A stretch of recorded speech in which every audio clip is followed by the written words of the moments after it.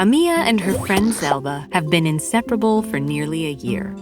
They share secrets, play games, and rule over imaginary kingdoms. Amia loves to talk, and Zelba is a great listener. Amia sometimes has bad ideas, and Zelba goes along with them anyway. Amia is very real, and Zelba is not. Some parents worry about their child having playmates they can't see or hear, but imaginary companions are a normal part of psychological development for many kids. In fact, they even provide a special kind of support real friends can't. But to understand this, we first need to explore what leads certain kids to create these fictional figures. Most often, their inventors are simply looking for someone to play with. Imaginary friends are typically created by children roughly 3 to 4 years old who lack siblings of a similar age. These kids tend to be socially outgoing. They like company, so they invent more of it. And while almost all kids enjoy playing pretend, children with invisible companions are especially fond of make-believe. One study even found these kids were better storytellers, suggesting that imagining friends might help with linguistic and cognitive development. Outside a love of fantasy and socializing, experts haven't found any meaningful differences in personality, intelligence, or shyness between kids who do and do not have imaginary friends.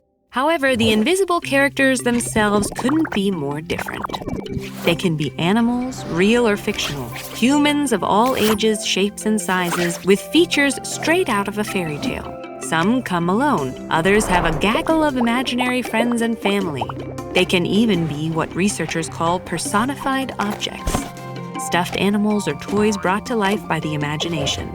And these manifestations vary from place to place. A 2004 study found roughly 67% of U.S. kids under 8 had invisible companions, while in Japan, personified objects were much more common.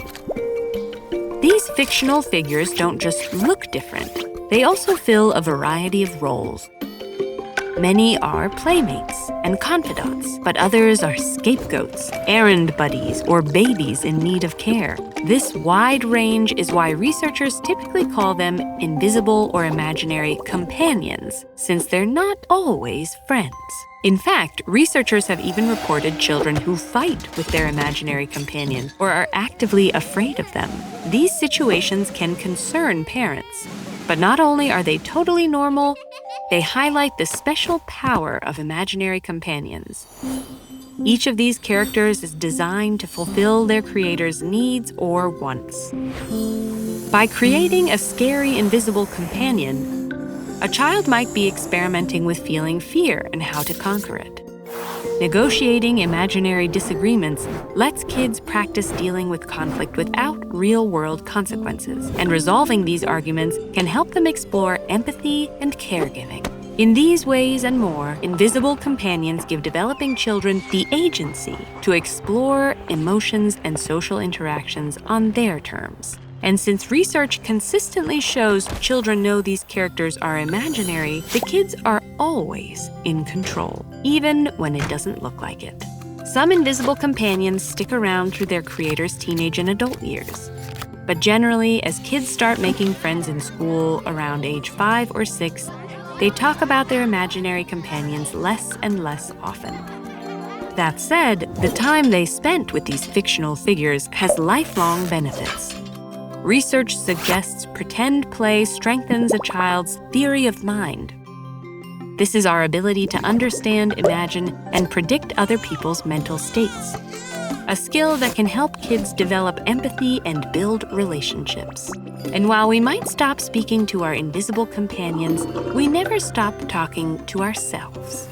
When you rehearse a difficult conversation in the shower or talk through your problems to a pet, you're using the same skills you learned from your imaginary companions, talking through your inner monologue to problem solve and regulate your mood. So the next time you see a kid chattering to thin air, know that you're watching the beginning of a lifelong conversation. While imaginary friends may not be strictly real, the benefits of play are. Watch this video to learn more about the science of play or visit TED.com/play to find out how play can lead to brighter minds, braver ideas, and a more imaginative future for everyone.